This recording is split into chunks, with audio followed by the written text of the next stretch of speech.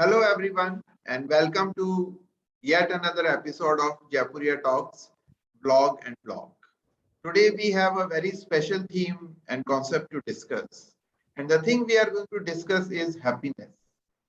Happiness is a state of well-being physically, mentally, socially, psychologically and emotionally.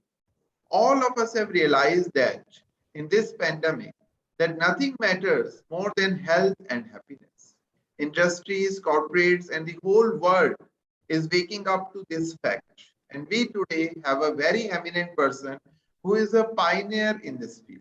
Our guest today is Mr. R Anand, Senior Vice President, Human Resources at CL, and author of a wonderful book, Happiness at Workplace, Mindfulness, Analysis, and Well-being, published in 20.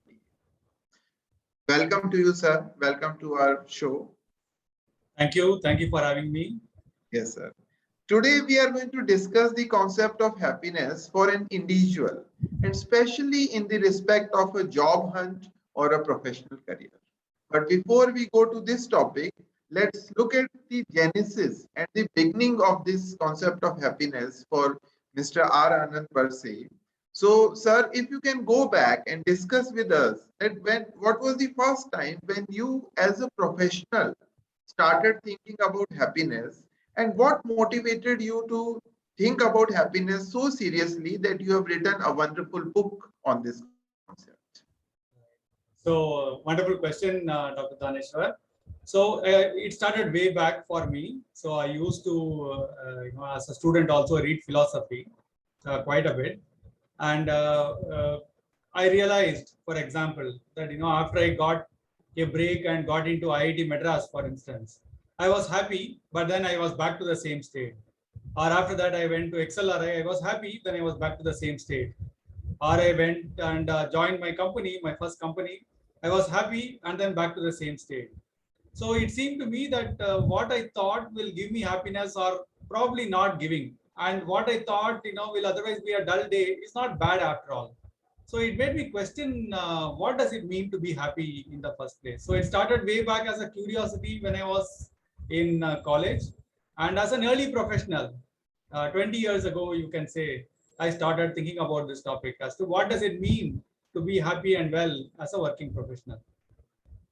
So was there any trigger moment when you started thinking as an HR that yes, I should think about the happiness also at workplace? Look, people think about productivity, Six Sigma, and whatnot. So what inspired you or motivated you to think about the happiness of the employees at the workplace as an HR professional? Right. So one famous philosopher said that, if you are doing something to reach something else, right, then that something else is more important than what you are doing. Right. Okay. So if you are doing X to attain Y, then Y becomes important. If you are doing, going after Y to attain Z, then Z becomes more important. And there is only one thing, which you can call as the sense of well-being that you don't pursue for the sake of something else. So he classified that as the ultimate good. So for me too, if I reflected, we say, okay, we work. Why do we work? To earn. Why do we earn? To spend. Why do we spend? To enjoy. Okay, so that's you come to something called as a terminal sort of moment, right? So that is the basic idea that inspired me to say that it is a much more fundamental question than productivity, than working, than health, and so on and so forth. So that is the moment that made me think that this is something that we do for nothing else but itself. And so that must be the most important thing. And that is the trigger point that made me take this seriously, not only as a HR professional, as a professional for me as an individual. If you are a head of an institution, as a head of institution, if you are head of organization, as head of organization, if you are prime minister of country, as prime minister of country, after all, this is the ultimate goal. Yes, yes, definitely. So talking about this terminal happiness and things like that. So what are some of the current practices which you think industries, corporates are following to increase this happiness quotient of their employees? And as you have already discussed, why should they think about it? What are some of the things you think corporates are doing or should be doing? Right. So corporates initially started with what is called as satisfaction, nothing wrong with life or not. So that is where they started the journey. And after that, it matured to, okay, there is nothing wrong, but am I feeling bored or engaged? So they went next to something called as engagement, where you are saying that whether there are challenges or there are less challenges, but I am absorbed in what I am doing. So that's the second phase that they went to. The third phase, some of the organizations have gone to, is try and ask, how can we engage the whole individual? See, each of us is a different package, right? Yes. So we thrive in different environments. Just like some plants thrive in some environments, some other plants thrive in some other environments. We as individuals are a package. We thrive well in some environments. Are we matching the nature of the plant and the nature of the environment so that the maximum thriving can happen? So corporates have begun to think about it. And the reason they think about it is because they want the whole person to come to work, not bits and pieces of the person, not only hands so that they can earn and get something, not only legs so that they can come to office. They want the whole person to come to work. And that is the reason why corporates are maturing from satisfaction, nothing is wrong, to is the whole person coming to work. And interestingly, Dr. Naneshwar, there is an interesting study by a lady called Dr. Fredrickson, and which started the positive psychology movement. Okay. And she noticed that when people were, positive emotions were aroused in people, they became better problem solvers. They were able to see more opportunities. They were able to do well. So much so that a lot of psychologists now believe that happiness causes success. And we all think that success causes happiness. But in reality, happiness is very much a causer of success. Okay. Okay. So instead of looking at happiness as an end result, we can also look at happiness as a trait or prerequisite to get that end result. Okay. Wonderful idea, sir. You also talked about whole person instead of only hands or legs. So is there something which an individual can also do so that they bring the whole person to their workplace instead of only hands or legs or eyes? That's right. So very good question. Yes, individuals can do. And the first thing that individuals need to do is to be fully aware of their own intrinsic value systems, right? What do they really value? And not be desperate to conform to somebody else. So I don't love money, I love this autonomy, but then everybody around me loves money. Therefore, I sort of bury my own true desire or true aspiration, and then say, I also want promotion, I also want money, I also want XYZ. So the first step is to become aware of what we truly want and not be desperate to conform, to stand out and live your own authentic life. I think that's the first thing that individuals can do. That's certainly one of the things that they do, so that they realign their choices, the way they approach work, etc., to be truly in consonance with their values. So that's one thing that they can do. The second thing that they can do is, people have found that there are certain things that take away our happiness. So they can be aware of those stressors. So those stressors can be external or internal. An external stressor, for example, is a long commute to work, where we are helplessly sitting inside traffic, is a stressor, right? For example, financial security, not being aware, sure whether I have financial security or not, or being unclear about my financial security, is a stressor. That's an external stressor that is there. So to figure out what stressors are taking away my happiness, and then see if we can do something about those stressors. There can be an internal stressor. The internal stressor is, I have a fear that I will fall short, that I will not meet my own goals. So that's an internal stressor. So you can actually look at external and internal stressors and say, what of these are playing and taking away happiness from me? One is to live in consonance with your own values, be true to yourself. And secondly, understand the internal and external stressors that can take away happiness and then address them one by one. And third is, there are certain practices and exercises that all of us can do in all situations for us to feel relatively better. For example, mindfulness-based practices is one of them, right? Becoming fully aware of what is it that is happening to us without judging it. That being awake and being alive and being present and being willing to experience whatever that life offers to us, what you can call as mindfulness, by itself actually improves the sense of well-being of individuals. So those are examples of practices that one can do. Yes, yes. So since you're talking about stressors, in that context, my next question is this, that sometimes the stressors can be same, the environment can be same for two people, but still one is happy and another is sad. And I think it is somehow also related to the definition which they have of happiness in their own personal mind. So in that context, what is the definition of happiness, and is there a universal definition of happiness also? Right. So excellent question. So one, the external stressors. So everybody reacts to the same stressor in different ways, right? I completely get that. But some of the external stressors are stressors for everyone. So that is what research has proven. So we can't say that this. So for most of the people, like 95% of the people, what is called as a stressor to a human being is also a stressor to them. So there is individual variation, but definitely they are causative factors. What I call as the internal stressors, right? Fear of falling short, for example, right? Or fear that some harm will befall me, or a sense of regret that I didn't do what I was supposed to do at that time, right? Or a sense of guilt that I should have done this and saved this person or helped this person, I did not do it. So those are all what you can call as our internal defaults. They are very specific to an individual. But assuming that a person has a regret, right, or a sense of guilt, right, or let us say a fear of falling short, assuming that the person has it, that becomes a universal stressor for the individual. So why individuals then do not react to the same stressors in the same way? Because one individual has a higher capacity for happiness, and that is what one needs to cultivate. Now, in all this, is the word happiness, for example, is a very loose word for a large range of positive emotions, right? So whether your happiness is the same as my happiness, so that has also been asked scientifically. For example, one of the ways in which it has been asked is an interesting study where people studied about 5 million images of facial expressions on the internet. Okay.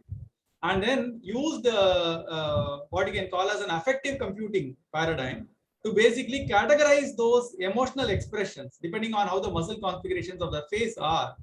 And then they asked themselves how many muscle configurations do occur.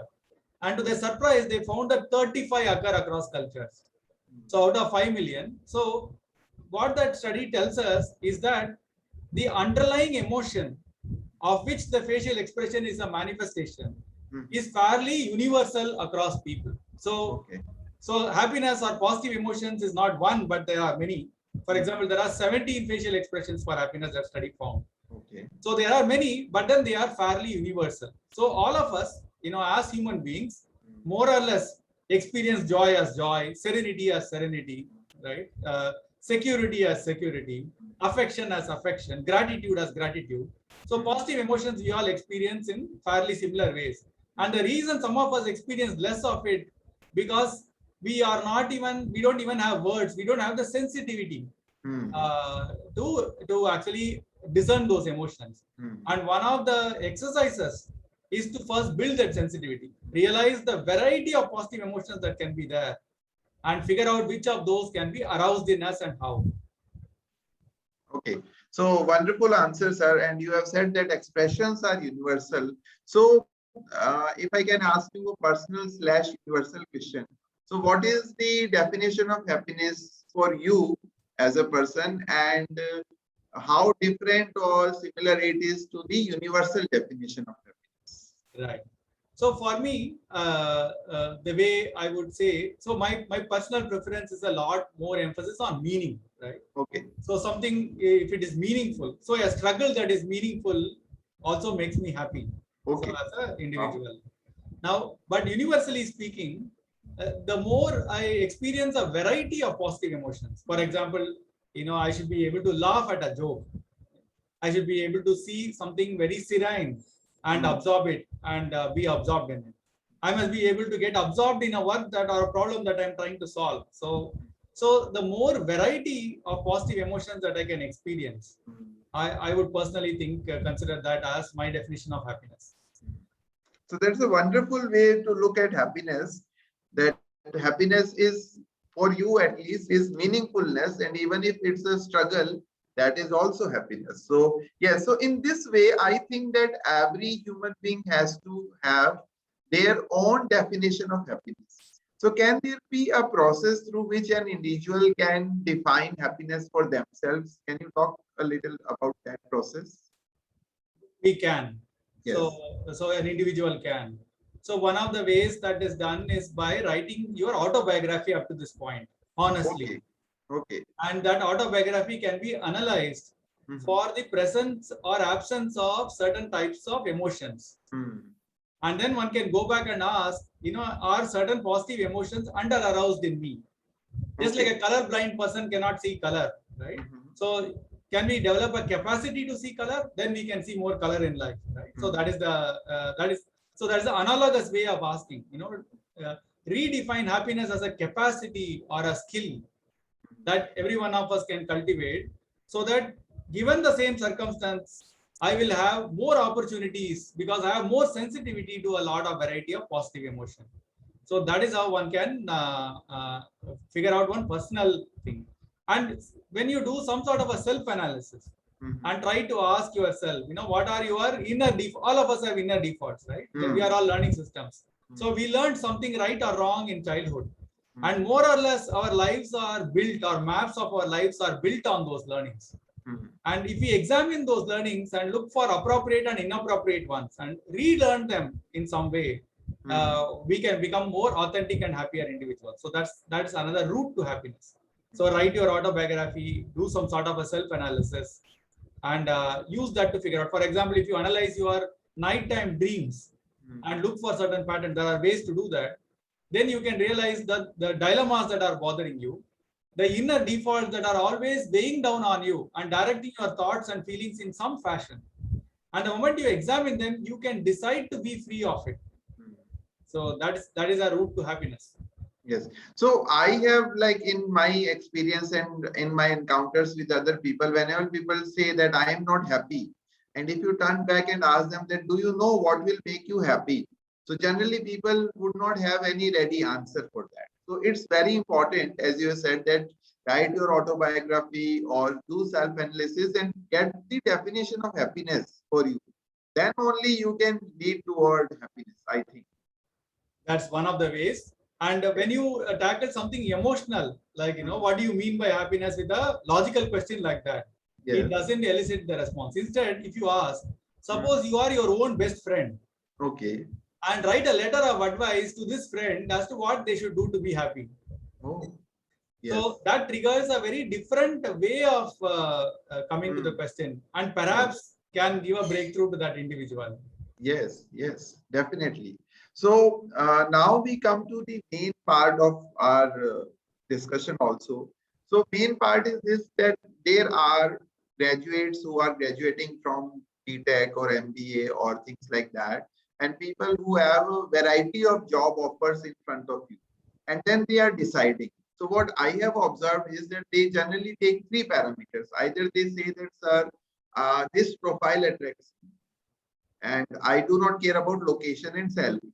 Then there are some people who say that I need good salary, I don't care about location and profile. And then there are some people who are stuck with the location. So they say that I cannot leave this city or my hometown, and whatever profile or location will be there. But somehow, if you look behind their decisions, as you were talking about the terminal quality, so they are looking for happiness, in that sense that this profile excites me, it will make me happy, or this salary. But if you ask them about this, they will be stuck with these, I can say, face value kind of. Right. So while a student is deciding upon, after their graduation, on their profile, job, location, etc., etc., what kind of mindfulness they can have, so that they can actually realize that yes, it's all about my happiness. And if you can throw some light on this aspect. Right. So I think they should not do this exercise at the end when they are about to decide, right? Then there are so many other pressure points. They need to do this kind of thing in advance. Okay. So for example, one thing that they can write is my ideal job description or my ideal life description. Write and without any constraint, write that. Then look at the elements that are coming out of it. There are certain psychometric instruments that can be utilized, which will tell a person what they truly care about. For example, in occupations, some people like to work with ideas. Some people like to work with people. Some people like to work with rules. Some people like to work with possibilities, right? And if you characterize yourself as to, some people like to work with patterns. Some people like to work with things. So the whole hands inventory classifies people into what kind of, what do you want to really work with in your career? And that, for example, can tell an individual, okay, these jobs I will find it exciting. So that's one way to look at it. And in the larger context of life, job or work is only one part of our identity.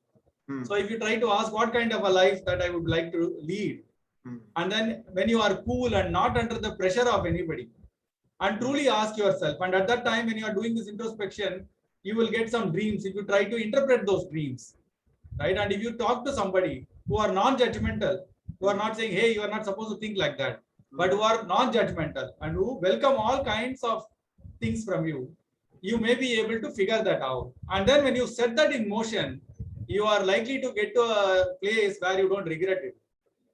Otherwise, all of us have seen Three Idiots, right? That's what happens. So people want to go somewhere, but then that's not something that they are willing to admit to themselves. Most of the time, people know what they want, but they are unwilling to admit to themselves. And that psychological openness to admit to yourself, I think, is the most crucial step that students can take at this stage. Yes. So wonderful that you have mentioned Three Idiots and admitting to yourself. So in that context, sometimes I have observed, and everybody can observe this thing, that parental pressure and peer pressure are also certain things which do not allow them to admit this to themselves.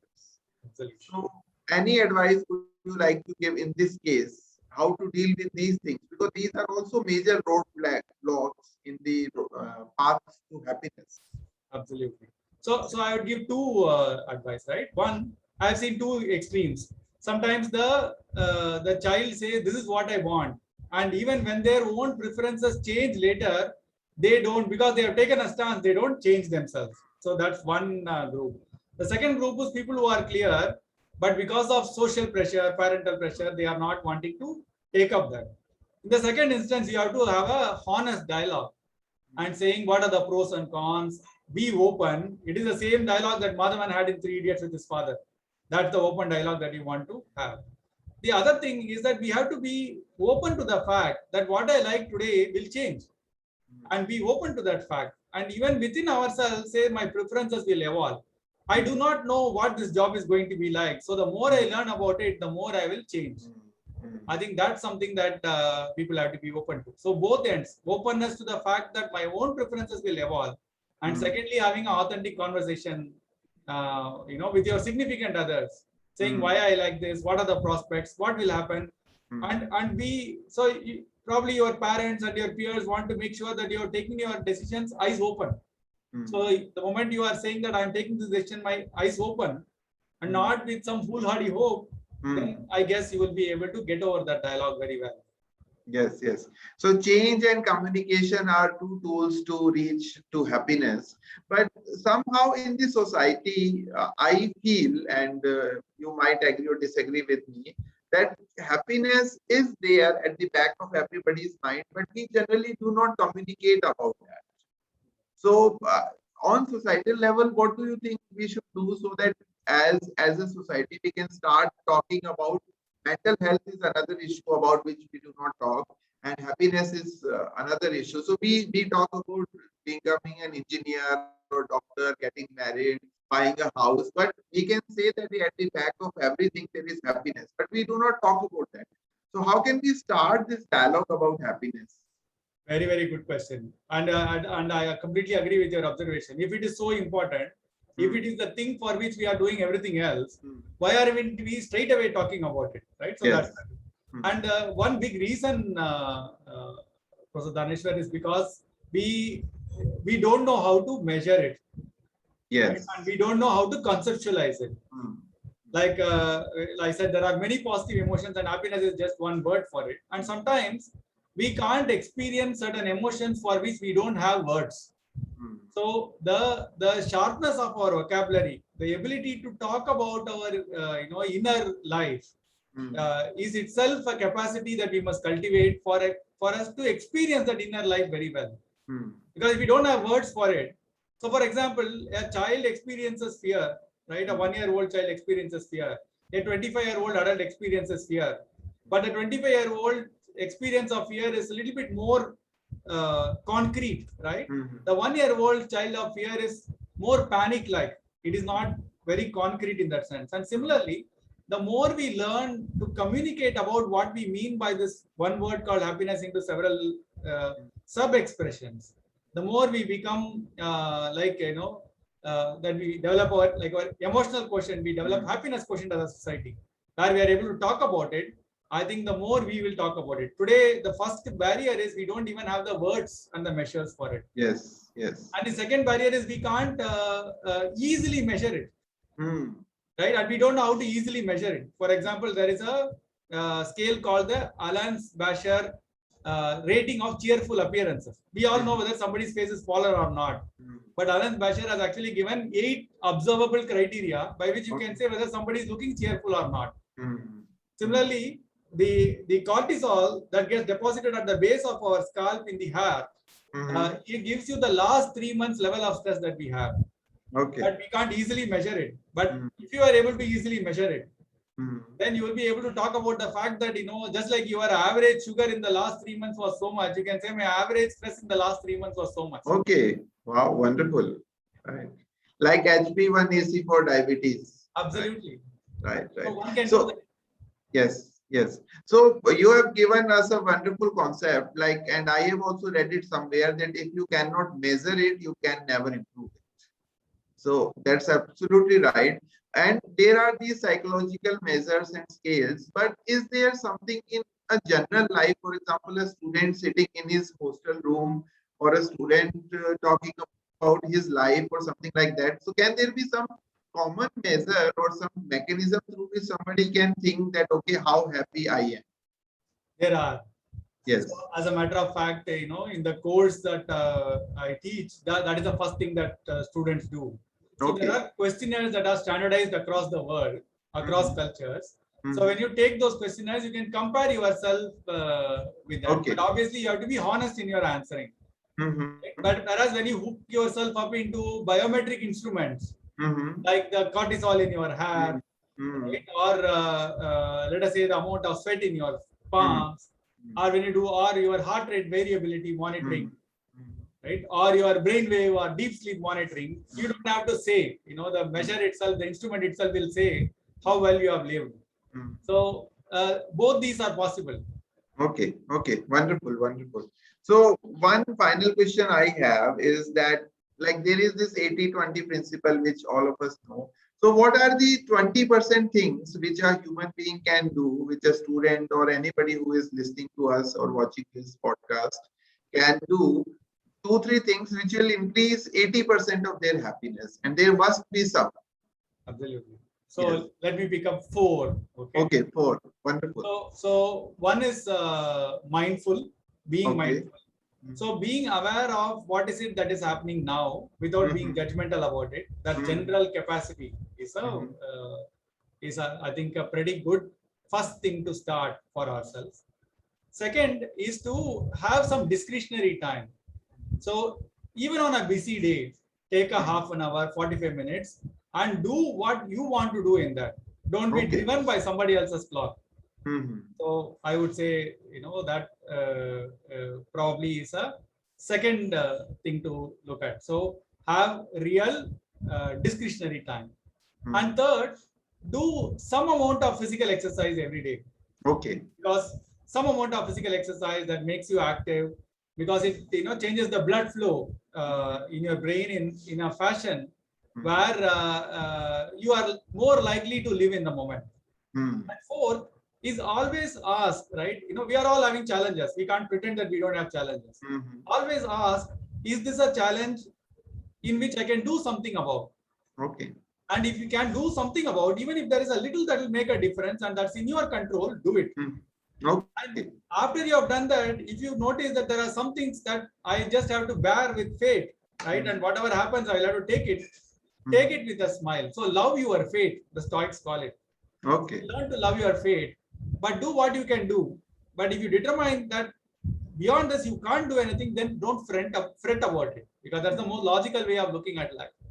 This can happen. So the power may go off now, or the sound may not get recorded. Yes. It's beyond my control. What can I do? But Yes. I can't be thinking about it at the back of my mind while I'm talking to you. So that's beyond my control. Don't do anything about it. So that separation of whether it is within my means Yes. or outside my means Hmm. is the one single decision that we all have to take every moment for us Yes. to lead a happier life. Yes. So that is also very true, that happiness is something which we do in every moment. It cannot be like this, that if I do something today, I will be happy for next 1 year. As you yourself has also said, this goalpost keeps on changing in that context, right? And the reason why I started by saying, I went to a new place, I was Hmm. happy for a moment, then I went back. Then I went to a job, was very happy for a moment, then went back. Got a promotion, was happy for a moment, then went back. And why does that happen? It is the Yes. nature of human beings. Hmm. Our brains cannot process all information. Yes. So it only processes incremental information. See, right Hmm. now there are so many things happening around you. Hmm. But believe me, if there was a little bird that were to fly on your right, you will instantly look at it, right? You can't Yes. resist it. Hmm. Because your brain is trained to focus on things that are changing. Hmm. And therefore, if you go on a vacation and which lasts for 3 days, from a no vacation to the first day, you will be very happy. Hmm. But if you go on a 7-day vacation, because the 6th day and the 7th day are identical to each other, you will not be happy. You will come back to normal state. Yes. Our Yes. brains can only process what is changing. So that is Yes. the nature of us as human beings. Yes. And therefore, this goalpost will keep on changing. Whatever you may try, Hmm. that goalpost will keep on changing. The best thing is to accept that fact that that is the reality of our life, Hmm. and start asking whether we are dealing with it well or not. Hmm. Rather than whether we are happy or not, are we dealing with this well or not? So I have scheduled a me time. I'm in touch with my feelings. I'm fully engaged with the world, Hmm. right? I accept what is happening to me beyond that which is in my control. If I tick all of these 3-4 items, then I'm already a happy person. Yes, yes. So it is the goal of everybody, and I hope and I pray that after listening to and watching today's episode, everybody will move at least 1 inch closer to that goal. And we have discussed a lot of tools and techniques, and I think that after watching and listening to this episode, we will at least understand that what happiness is and how can we define it in our personal lives and how can we achieve it also. Thank you very much, Mr. R Anand. Thank you very much for sparing such time from your valuable schedule, and thank you very much, sir. My pleasure. Thank you so much for your great questions. Thank you.